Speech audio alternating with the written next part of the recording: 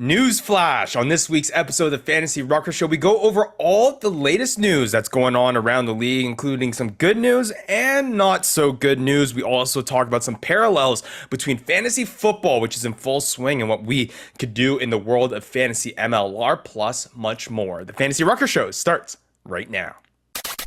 Where rugby and the world of fantasy sports collide. Welcome to the Fantasy Ruckers Show, bringing fantasy rugby to the masses, talking all things rugby from the MLR to leagues around the world. We're on top of it.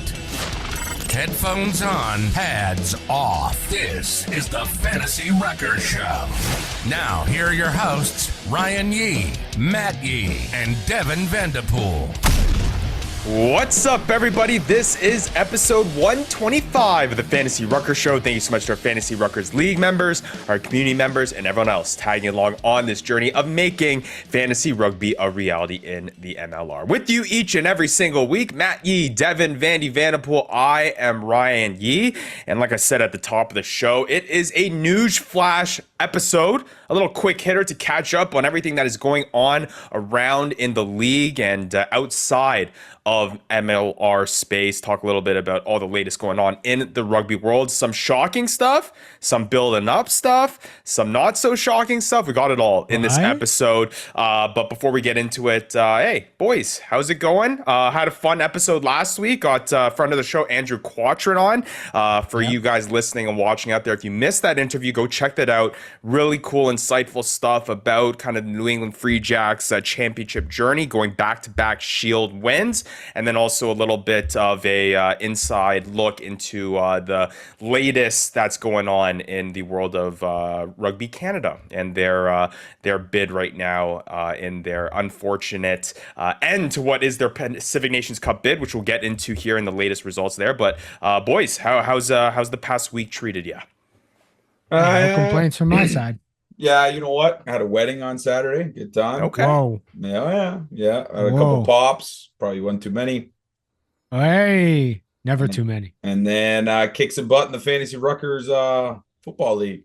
Yeah, we did. And we'll get into that in a Supreme Commissioner Yee's League update. Don't need that. But we'll talk about that. And there will be some questions that we'll talk about in that and kind of parallels with fantasy MLR and fantasy football. Because I do feel like this year, more than other years, it feels like fantasy football is that much more crazy this year. And I feel like fantasy MLR has kind of prepared us a little bit in terms of the chaoticness in getting us ready for that. So, hey, fantasy MLR playing a little bit of a role here in keeping us prepared and ready to go here in the landscape of fantasy football. But we'll get into that in a little bit.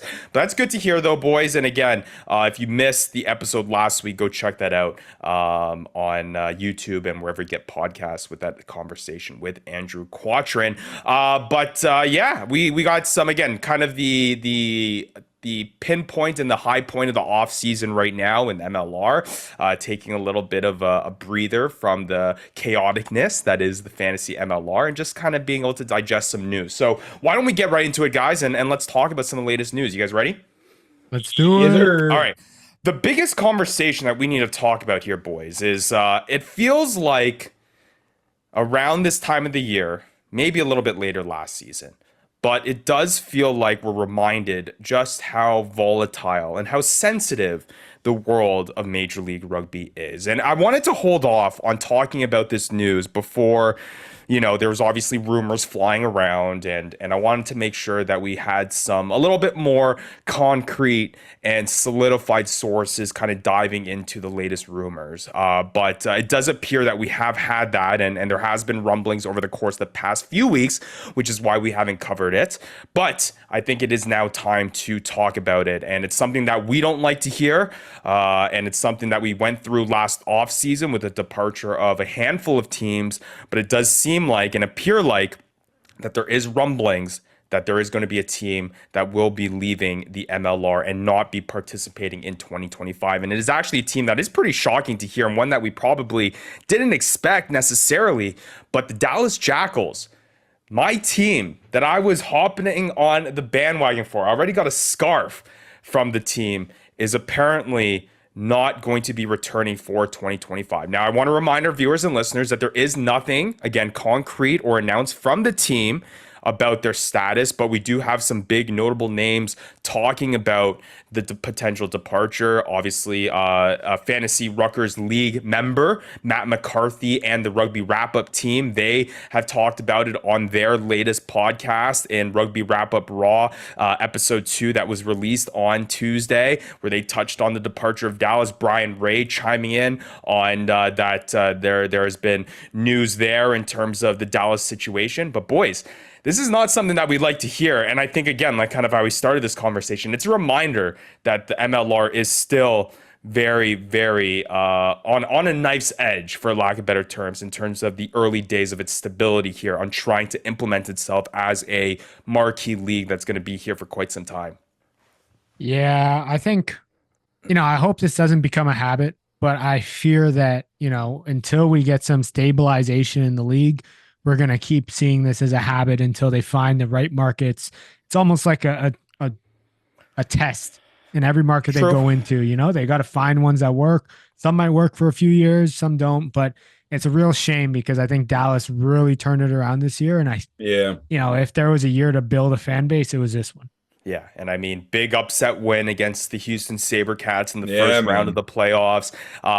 Literally their best season in franchise history up to this point. They've taken so long to try to build from what has been hard and tough seasons to grow from that. And again, best season in their existence, and to have this news come out this offseason. Again, nothing official yet, but it does seem like the writing is on the wall, and it's only a matter of time that we are going to get that devastating news. You gotta feel a little bit for the players too, man. Right. Like, I mean, you put it all on the line. You had a great season, and then to see that, it's got to be absolutely disheartening. Yeah. So I wonder what this means, right? So we go back, this puts us back into odd number of teams. Yep. Yeah. I think Brian Ray in his latest tweet kind of said this opens up something in the Western Conference. Is a Vancouver team going to be coming in? Is another Western Conference team going in? I think the big question, and if this happens, do we see an expansion draft or do we see a dispersal draft? And I think that's going to be it, because there's a lot of talented players on that Dallas team that if they do choose to stay in the MLR, there's going to be some talent that is moving around the league. We got names like Sam Gala, guys like Juan D. Oliver, guys Sam Tuifua. Marquee names that were not only obviously impactful from the gameplay Major League Rugby space, but of course from a fantasy MLR space that will be interesting to see where they would go. And this is where we kind of start to tread interesting waters, because obviously a lot of this is speculation, right? The rumors are there, and we can start now nitpicking and diving into kind of what is taking so long. Why is there this, lack of communication, which has been something that has been interesting. It's all going to come. It's all going to come at the same time that things came last year. Right. Like, it's going to come with short notice. Month and a half, 2 months for the season. A deadline where they have to get, a certain amount of money in, and they're not gonna be able to get it in. And I'm sure they're scraping their best, like doing everything they can to try and get that after the year that they had. Again, we don't have sources inside. We're just hearing what has come through Rugby Wrap Up and other more reliable sources, and it'll be interesting. And what we can say is that there is something to be said about the silence, right? It's not like we've heard anything from the league or from the Dallas Jackals themselves to squash these rumors, right? Like, you would think that if this was something that was false and something that was maybe didn't have as much legs on it, that, a team or the league would come out right away to say, hey, no, we're all good. So the fact that there hasn't been any of that, I think, like I said, is basically writing on the wall that this is coming. Now, where I am taking a little bit of optimism from a pretty crappy situation is because, and again, we went through this whole process before, and we got the insight from Andrew Coe, who was part of the New York Ironworkers kind of whole fiasco that happened there when they folded. What is happening behind the scenes right now? Is it what you're saying, Maddie, that there is kind of this chaoticness right now where they don't know what they're doing and they're trying to scrape and figure out a way to stay alive? Or is it the fact that they are looking at other options already? Because if I'm talking about the latter, that would give me somewhat of an optimistic frame view of it that, hey, maybe there is a possibility that they're looking for just a complete Vancouver swap, kind of similar to what Rugby Atlanta did. They turned basically the Rugby Atlanta team into LARFC. So do we see something like that where they're trying to build the framework of maybe finding a replacement team? That would be something that maybe isn't as devastating to the league. But if it is like what you're saying, Maddie, that there is that chaoticness happening behind the scenes, it's not good. It's definitely not good. I don't know. And it's all speculation right now. So who can say? We'll only find out with time. I do have to give a shout out to one guy on the MLR Rugby Reddit community that like 2 months ago shouted this out in a post, and everybody was bagging on him saying, where the heck did this guy get? Is this all this guy does is just speak negatively on the league? He has absolutely no sources. And hey, I bet you this guy is on his high horse, just high horsing around. Just not something you want to be right about, but yeah. Well, but hey, people die. He clearly had some sort of source. So we'll see. I will say this. My last note on this is that I think that this is going to have a very positive impact on Miami. I think that Miami might scoop up a lot of these South American players. Sure.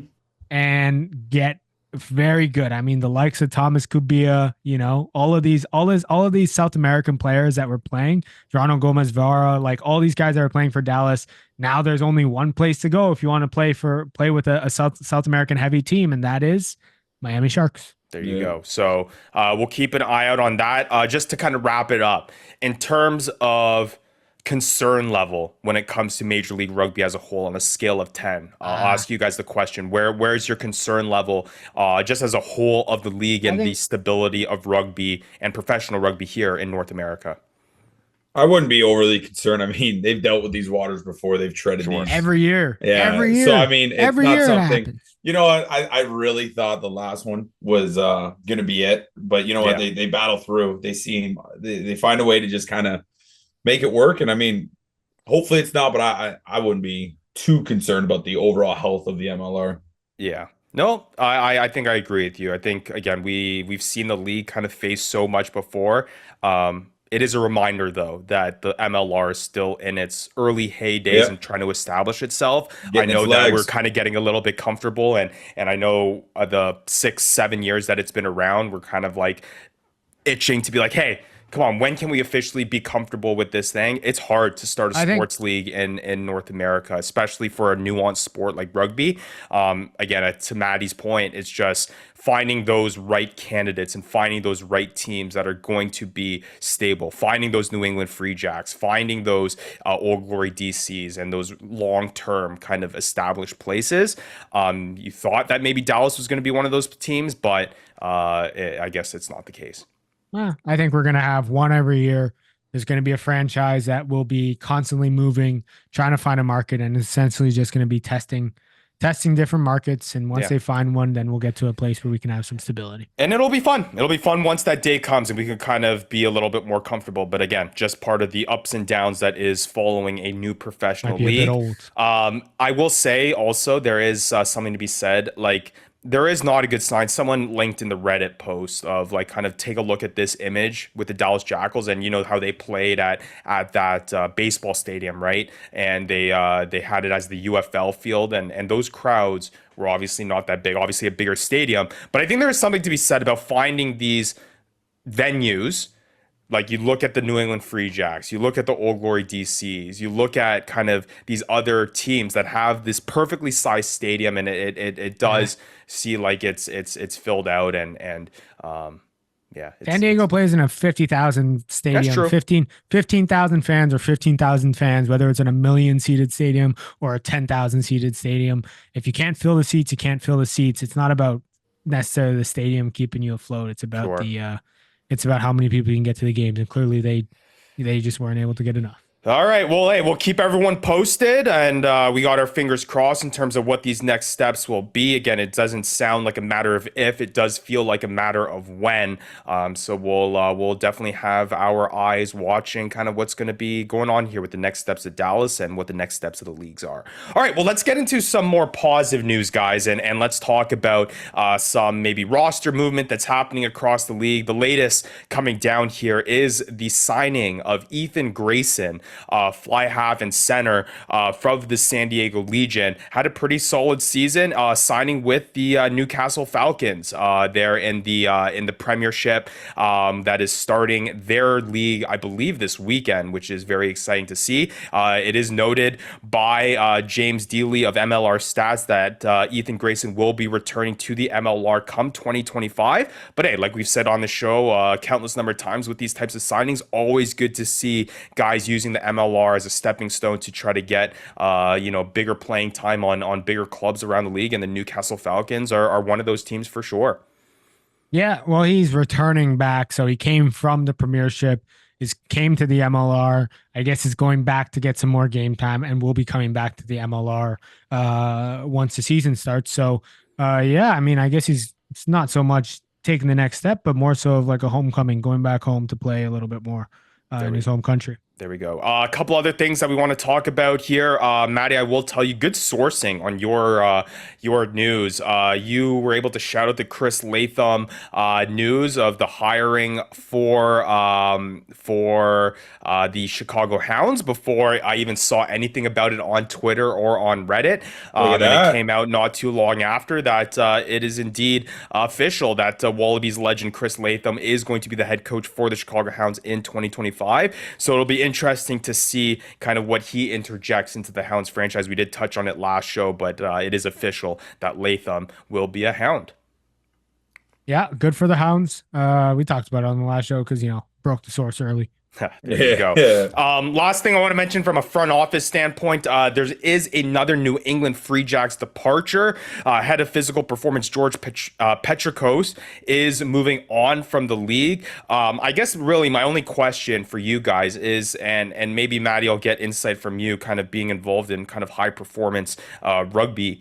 But do these types of front office moves, I know people might be scratching their head and be like, okay, head of physical performance, what the heck? We'll just get another guy, strength conditioning coach, to come in and kind of fill that space. But this is an addition of many kind of front office moves for the New England Free Jacks in terms of losses of kind of these figures. Do these add up to the stability of kind of a program that has been successful as New England? We did talk about it with Andrew Quattro in last show about kind of the outgoing of some of these guys and the incoming of some new guys.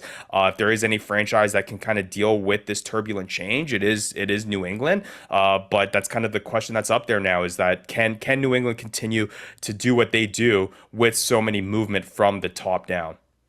I mean, look, in my opinion, I think all of these coaches and staff have a responsibility to hold the culture. They need to uphold the culture and make sure that they're doing everything that they're doing in terms of coaching is part of that culture and is aligned with that culture that's coming from the coach.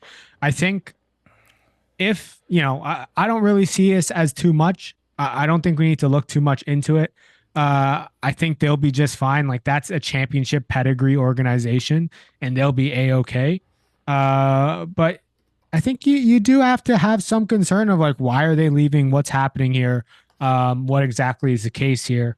But yeah, I think they got championship pedigree. They're a championship caliber organization, a class organization that will be just fine. And they will, I'm sure, fill those roles pretty easily with great caliber. If there is one franchise that can deal with this type of change, it is the New England Free Jacks. And again, I guess that's kind of just the theme of this league. Change happens in this league more so than any other leagues. That's what happens when you're a stepping stone league, and you understand kind of your space in the rugby world. And that includes players, and that includes front office people too, from a coaching standpoint. So just to rattle off the list, obviously got George Petrikos moving on, who was the head of physical performance with the New England Free Jacks. We obviously had the departure of Will Webster, the assistant coach before, and then also Scott Matthew as well, moving on from before. But Ryan Martin coming in. There is some continuity. Palm Simona is returning for 2025 as well. So there are guys that are staying. And again, Matty, to your point, continuing that culture that New England has been able to build over the course of the several years that they have been very, very successful, and has included back-to-back MLR shields during that time frame as well. All right, last thing on the news and notes list that I want to talk about. We might spend a little bit more time on this because this is kind of the talk of the town right now, and that is the Pacific Nations Cup in terms of the status in which Canada performed in that, and also the US of A. We talked with Andrew Quattrin last episode. Again, check it out on YouTube and wherever you get podcasts, in our conversations with him about the build up to Tonga, and that result kind of not going Canada's way with a 30-17 loss against Tonga. US playing in the semifinals of the Pacific Nations Cup, losing to Fiji 22-3. So the Pacific Islands 2-0 against North America over the course of the weekend. The US will move on to face now, I believe it is Samoa, correct? Samoa yep. in the third place playoff happening this Saturday. So I guess my point being, we got the 2031 World Cup just around the corner. Pacific Nations Cup has gone through. They've been able to face top tier nations in Fiji, Samoa, Japan in this Pacific Nations Cup test. It was just recently announced as well that Canada is also lining up some other matches coming up here, I believe against Romania, I want to say. So we will see. But again, from a national standpoint, a lot of MLR representation in these matches. Are we seeing a translation there from there being an advantage of the MLR being established and having these players and the development of both the Canada sides and the US sides as of yet? Oh, Canada, I don't know. I mean, Canada doesn't, like, half the team isn't even in the MLR. Half the teams are playing for like Pacific Pride or the Highlanders up in Canada. So yeah, I don't know. It's tough. I think to Co, if you guys go back and watch the Co interview, he says once you're capped, it's a lot easier to get contracts in the MLR. So maybe we start seeing some of these guys in here. But I don't know. I think USA is doing it very well. I think they lost to a class side like Fiji. Like, that wasn't a surprise. Even if they won, they're going to lose to Japan because Japan is looking very good. And Canada lost to a higher ranked Tonga. And Canada, I mean, frankly, they're, like Quattrin said, they're a young team. They've got a lot of young talent that they're injecting in there. So I hope for Canada's sake, we see some of these young guys join the MLR because they've gotten that cap under their belt. And for USA, I think they're just going to have to, I mean, this isn't their goal. They're going to be building for the next 4 years to try to build for that next goal for the World Cup. What is it, 2030, whatever? Mm-hmm. Build for that. And it starts here. And, you know, this is a tough competition for both USA and Canada. They're playing guys that are ranked above them. Yeah. Well, I mean, you got to say, though, good to have these types of tests because it's a good measuring stick in terms of where you stand. And I guess in 6-7 years time that you need to kind of develop to where you need to be. Getting this kind of exposure is good. And again, more tests coming up for Canada. Semifinal matchup against Samoa coming up this Saturday. That should be an interesting one. I believe it's 3 o'clock Eastern time. We shall see. I know there's a lot of American viewers that will be cheering hard for the U.S. in that third place match. They'll lose. So we shall see. Yeah, they're going to lose. All right. Well, hey, let's move on here. Maddie, any sources that you have? You know how many former All Blacks are on that Samoa side? That's true. Anyways. Any other sources that you have to tell us about? I ran out of sources. All right. Well, here it's time for a favorite part of the show. No, I don't want this. If I knew that this is coming up next, I would have put a bunch of sources in here. Just ridiculous sources. Hear ye, hear ye, hear ye, hear ye. All right, hear ye, hear ye. Here is Supreme Commissioner Yee with a Fantasy Ruckers League's update. Matt, we're not about that. We're a credible source. We've been cited on other people's shows before. We've been cited on Reddit. We can't be starting throwing random sources. I'm pretty sure Golf Report.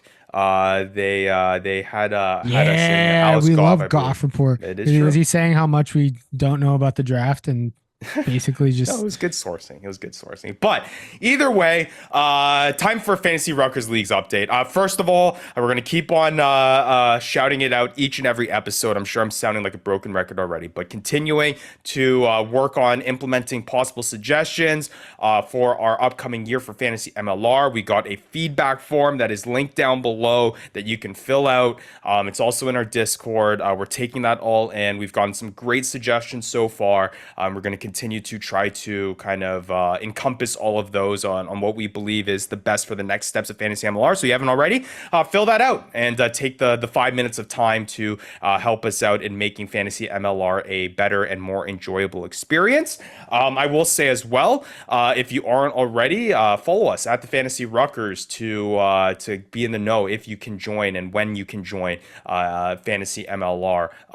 That's where you're going to be best in the know for that. I do want to talk a little bit about our Fantasy Ruckers fantasy football challenge that's going on. Vandy kind of alluded to it at the beginning of the show. And the reason why I want to touch on a little bit more, not just because we got a big time win in terms of kind of getting back on the right track here. That's right, Vandy. It always feels good to get the W. But there are certain parallels when you do get into kind of fantasy football, obviously established fantasy sport, and you at least, and you can explain it to me, guys, if you feel the same way. But me going through the fantasy football motions, I do have Fantasy MLR always at the front of my mind. So I always try to look at kind of comparisons on where we're at with Fantasy MLR and what there is in fantasy football right now that we can bring back and kind of use in Fantasy MLR, whether that's a strategic standpoint, whether that's a platform standpoint, any of those and all of the above.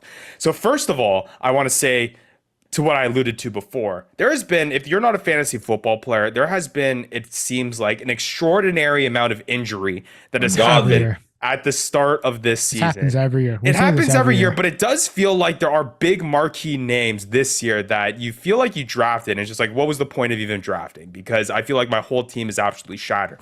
What I was saying before we got into this conversation is I do feel like, though, that Fantasy MLR has prepared me to kind of be able to not take that news as harsh and to find ways of trying to pivot and get creative of other options. So I'll ask the two guys, we know how chaotic Fantasy MLR is and how fast you need to pivot off of kind of last minute news. Has that at all translated to you maybe not tilting as much in fantasy football, especially in a year where it feels like there's a lot to tilt about? You know what? It does feel a lot like rugby. It feels a lot like I had this guy this week, but he's not there next week. Mm-hmm. You know, and in that sense, rugby did prepare a lot for this so far because it's been a bloodbath. Except in rugby, you find out about 30 minutes before the game, 10 minutes before the game, and or you just find out that they're just not in the lineup and you don't even know why. And that is a great point, Maddie, because there are some times where it's like, we're watching like last minute news or I'm trying to get my fantasy football lineup set up. And it's like, man, they're telling us like a few hours before the Sunday night matchup that this guy's out. This is crazy. I'm like, how about Fantasy MLR, where you're learning at the time of kickoff that a guy isn't in the lineup and you're trying to figure out how to pivot around that. How about the guy just disappears from the lineup? That's true. No news on what's happening with him. Yeah. And you can't even put him in IR. Yeah. So he's just sitting on your bench. An injury. Yeah. Because you can't. And it's crazy. Basically, we got no Jay Glazer. We got no Adam Schefters. We got none of that telling us who's hurt and who's in and who's out. And we need some of that. You know what? I wish. Okay. So football, the rule is they got to tell you everything. They have to disclose the injury. Hockey, kind of the same. I wish rugby was like hockey where it's like they won't tell you how long they're out. They'll just say LBI. Yeah. LBI counts from your belly button all the way down. Yeah. It's either a concussion, upper body, shoulder, collarbone, everything below LBI. Just give us something. Do you guys think that we'll ever get something similar? Now, Matt, you can correct me if I'm wrong, if there's anything like this in more established professional leagues around the world, but do you think we'll ever get it to a space kind of similar to football where there is that requirement to outline injuries leading up to a weekend's matches, so that with everything that's involved in terms of sports betting, fantasy becoming a prominent thing about that. And that's a large part of why they have this injury designation stuff, because of not only from a team strategic standpoint, but because of how much money is on the line. Is there anything like that? Will there be anything like that for the MLR? Let me tell you the difference between football, hockey, regular North American sports. There is no requirement to disclose your lineup. Like if I'm the Kansas City Chiefs, I'm not disclosing my entire depth chart going into the weekend, right? Sure, to the public, and I'm not required to. I have to disclose injuries. I don't have to tell people, oh, this is my RB1, 2, and 3. This is my QB1. This is my backup. But we already know. We already know exactly. But in rugby, there is. All they have in the rest of the world is they all disclose their lineup at a certain deadline. They need to put it in. And it's not like this guy's out due to injury. It's, oh, this guy's left off the lineup. And then you have to find out whether the team releases it, whether an interviewer, a news source asks the questions to the coach. We don't necessarily have some of that press conference access. And the MLR teams aren't necessarily all required to give that type of access into the team and the status. But I think same with the rest of the world, we need to make sure that lineups are released at a given time. Yep. And make sure that they're released ahead of time, so that when we're making fantasy decisions or even gambling decision, degenerate Dambles, we're able to make informed decisions based on the line. So to touch on that gambling thing, that's exactly why there's so little bookies willing to take it on. It's because how do you set a line like when you don't even know who's even in the lineup? Yeah. Yeah. So it's that's why the lines are so basic. That's right? That's why the lines are so crazy. Like it's like minus 110 and plus 110, and it's like, or minus 100 plus 100. It's just like they're generic lines. It's like that's why there were certain teams last year that you got really good money on, and like Dallas Jackals were one. Because I think at that point they just went off previous statistics and whatever, because you would get some unbelievable lines for those teams, and it makes sense that there's just no information out there. Yeah. So just an interesting point, but that is a good point, Maddie. I guess that's probably what we're building more towards here with the MLR, is getting a distinct deadline on when these lineups need to be released. And we'll get into it where you can take advantage of that, because Vandy did take advantage of that in his Degenerate Damble this past week, which we'll get into more here in just a sec. But that will take a big step towards kind of the preparedness and the little bit less volatility and chaoticness in fantasy MLR, one that is established a little bit. What I think, though, we will never see a mandatory required statement of injury in the MLR. Yes. We will see release of lineups, but we'll never see a statement of injury. Maybe that makes us look at the IR thing differently. Maybe we got to look at the IR thing differently and say, maybe the MLR is going to break out. Like the XFL used to do stuff a little bit differently than the NFL.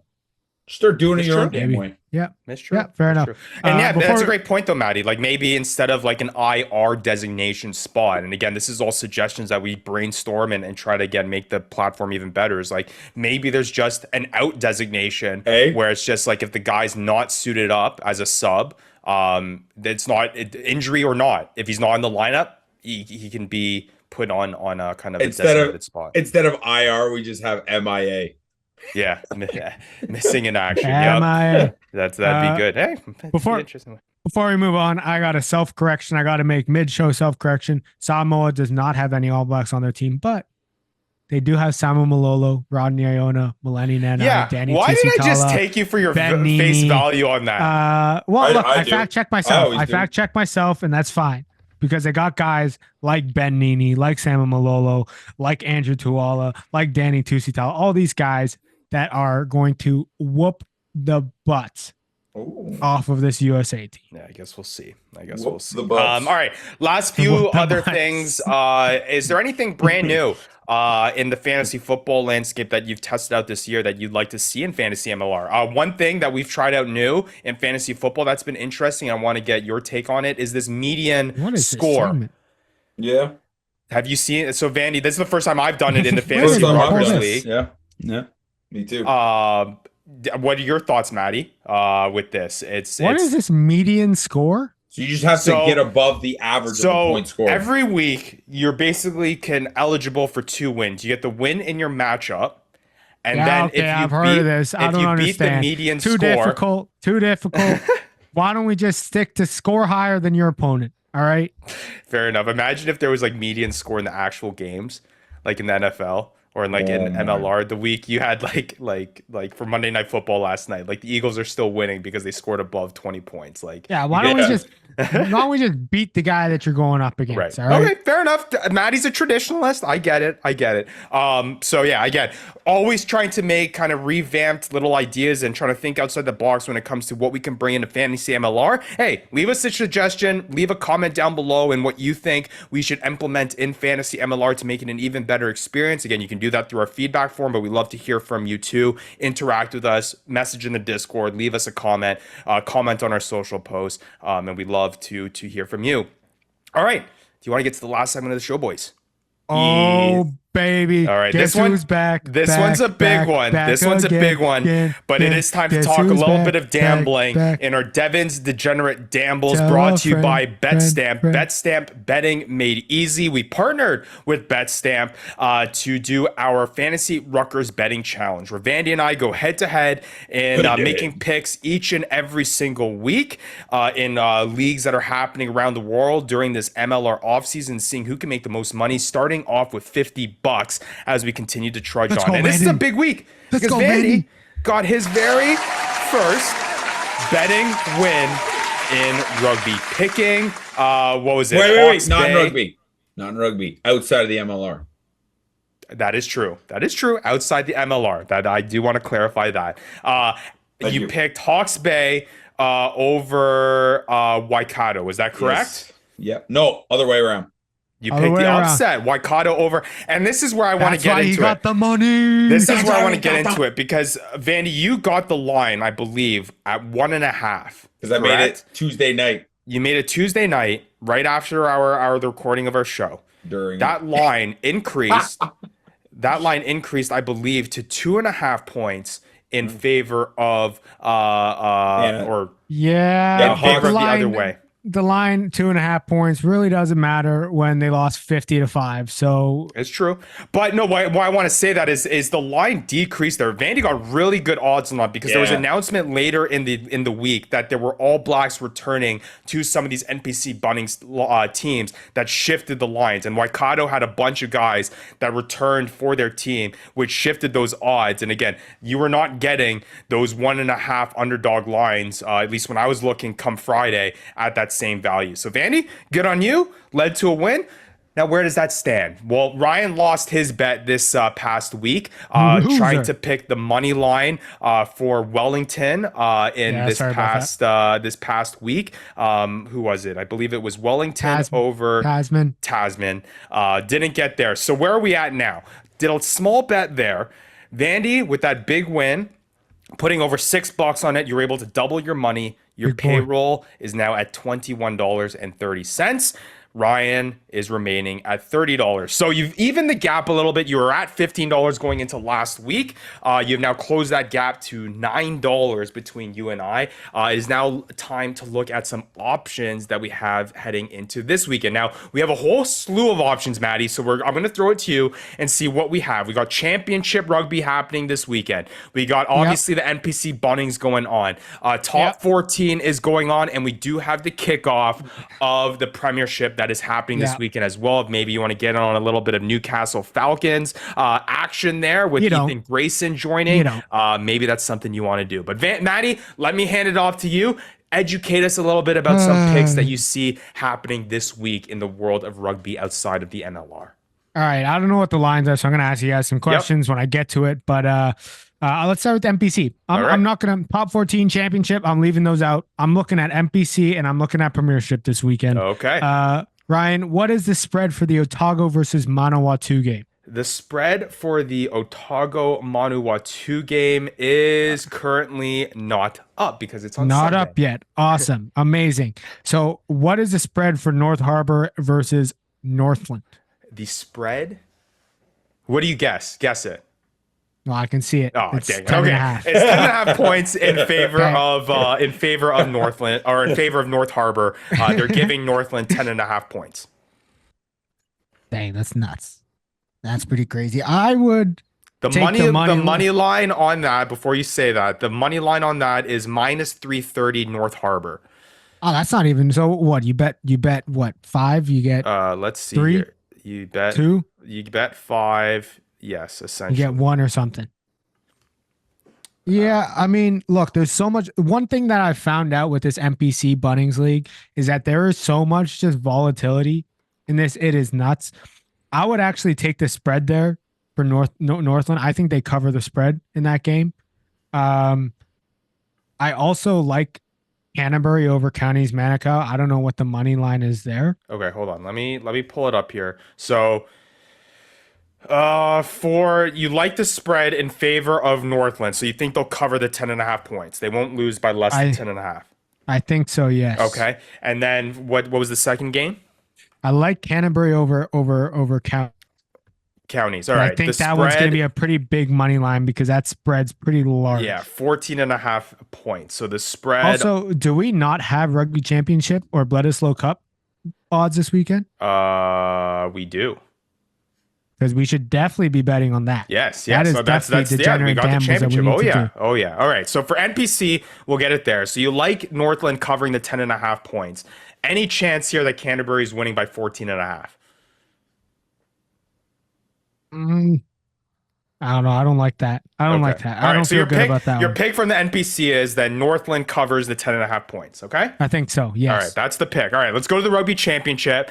New Zealand is giving Australia 13.5 points. And what do we got money line there? South Africa is giving Argentina 10.5 points. The money line, minus 600 in favor of New Zealand, minus 425 in favor of South Africa. Wow. Yeah, you're going to want to take spreads here for sure. I would take the South Africa spread on this one. They're beating Argentina by more than 10.5. Yeah, I would take South Africa spread, and then I would take the Australia covers the spread here. Okay, Australia covers 13.5. Vandy, you writing this down? Yes, sir. I'm literally looking at it right now. All right. So we got our NPC pick. We got the 2 picks for the Rugby Championship. Australia covers the 13.5, and South Africa beats Argentina by more than 10.5. All right. Your last one, Maddie. Let's get into the. Oh, and hey, if you got anytime try scores, Will Jordan, just if he's starting, just put him on there. Okay.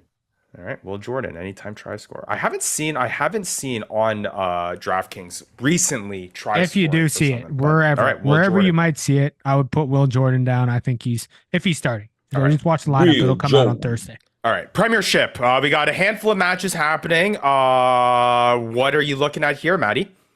What's money line for Bears versus Newcastle? Okay, Bears versus Newcastle. Newcastle is getting 12.5 points in the spread.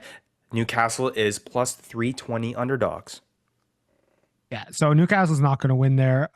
Saracens, you got that money line there too? Saracens is giving Gloucester 7.5 points. The money line is Saracens favored minus 240. Do I see Harlequins as underdogs? Harlequins are underdogs, yes. Yeah, take the Harlequins. All right, Harlequins plus 170. They are getting 5.5 points. You think the money line there? Yeah, take the money line. Okay. You seem pretty confident. Is that your most? Actually, take the spread. Take the spread.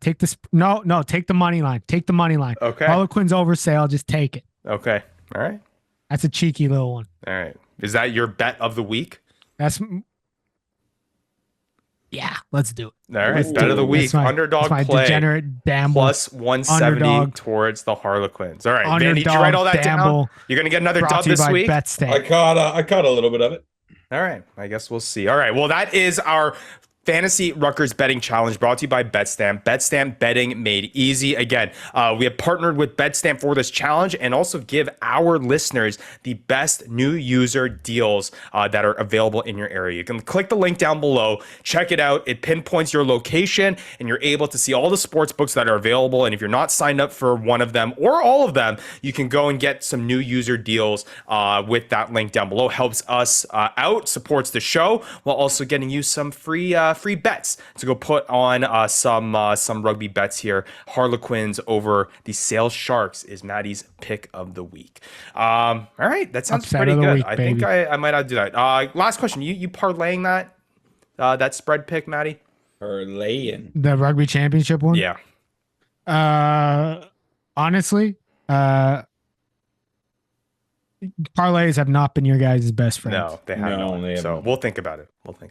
I would only what I would parlay is if you take both money lines. Like I would take New Zealand, South Africa money lines, parlay them both. I would think you have a fairly good shot. I don't know what the odds add up to there, but I think those ones you'd feel pretty confident. If there was a week to feel confident, this is the week. All right, so you're telling me to put all of the remaining of my $30 bankroll into New Zealand beating. I might do that. Let's keep it spicy. If you do the parlay there, that's the best rugby championship parlay you're going to get all year. Okay. All right. Well, hey, fun little episode, the quick hitter that we had on this one to go over some of the latest news and notes, talk a little fantasy football, and also talk about some of our Triple D Devin's Degenerate Dambles. Boys, great episode. Anything else you want to say for the people before we head out here? Again, in the thick of the fantasy football season, counting down the days to the new fantasy MLR season, but still no shortage of news coming out, and we'll keep our eye on the Dallas Jackals. All I got is just keep on keeping on. Ooh, I like that. There we go. Yeah. That's good. That's what we're doing. Insightful. Well, yeah. Thank you, Sensei Matthew. Thank you, Matty. Yeah. That's right out of the Outer War. All right. Well, hey, for Matt Yee, for Devin Vandy Vanderpool, I'm Ryan Yee. We'll be back next week with another episode of the Fantasy Ruckers Show. KO. We back. You've been listening to the Fantasy Ruckers Show, bringing fantasy rugby to the masses, covering everything rugby from the MLR and beyond. We hope you enjoyed the show. Make sure to like, rate, and review, and be sure to tell all your friends. We'll be back soon, but in the meantime, connect with us on social media at the Fantasy Ruckers. Till next time, this is the Fantasy Ruckers Show, signing off.